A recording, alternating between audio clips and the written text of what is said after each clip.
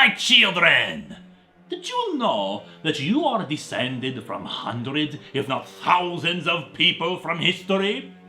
Maybe their names are not all remembered, but all of your ancestors are important because they eventually made you.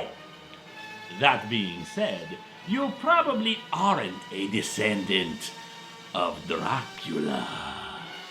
Nicholas Harker's parents have recently died, and a lawyer named Miranda Hawthorne arrives to inform him of his inheritance, a vast fortune of money and possessions. She and her daughter, Jill, moved to Boston to help Nicholas during this time, and Jill and Nicholas become very close friends. As they inspect the contents of a warehouse of the inheritance, they discover a box with a locket inside. A locket that says, Everlasting, and which contains the spirit of Dracula, who possesses Nicholas. Wait a second. A locket contains the spirit of the person that can re-enter the body, able to regenerate himself. Holy crap! Dracula was a Time Lord!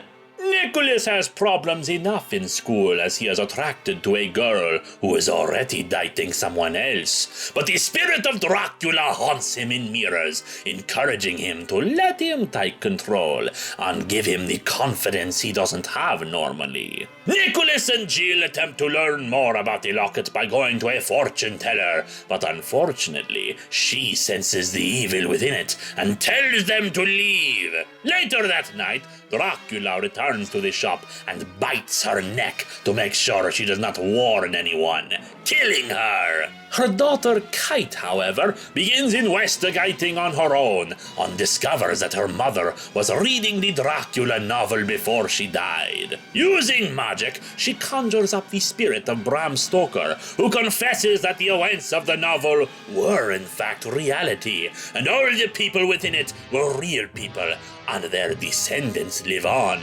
Some parts of the novel were embellished. For example, Renfield did not die in the real world, but bore children, one descendant of which now owns the asylum, and has taught his 4 sons to eagerly await Dracula's return. Kite suspects that a detective looking into the matter might be a descendant of the Van Helsing line, but she can find no evidence of this. Meanwhile, Dracula begins having his castle in England transferred to Boston brick by brick, so that his power might be maintained. Jill seems to be the only thing to keep Nicholas's hold on himself, but unfortunately, it's a tenuous hold, as Dracula continues to amass power over Nicholas's soul. Dracula Everlasting could just be written off as yet another pretty boy vampire story, but trust me, the evil of Dracula remains, and it does not lose its roots to the monster that he is.